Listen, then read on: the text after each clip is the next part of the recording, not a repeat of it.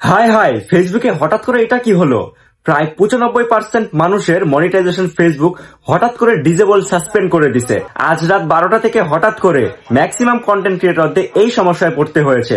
তো কেন পড়তে হয়েছে? এটা ফেসবুক থেকে এখনো কোনো নিউজ জানা যায়নি।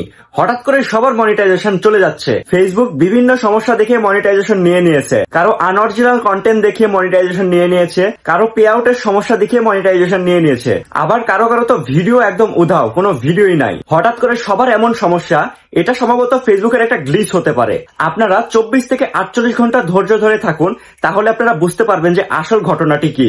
যদি ঠিক হয় তাহলে তো আলহামদুলিল্লাহ, আর যদি ঠিক না হয় তাহলে অন্য পদ্ধতি অবলম্বন করতে হবে। তবে ঠিক হওয়ারই কথা, কারণ সবার মনিটাইজেশন চলে গিয়েছে, ভিডিওতে প্রবলেম না থাকলেও চলে গিয়েছে। আর ফেসবুক এটা কি শুরু করলো বলেন তো?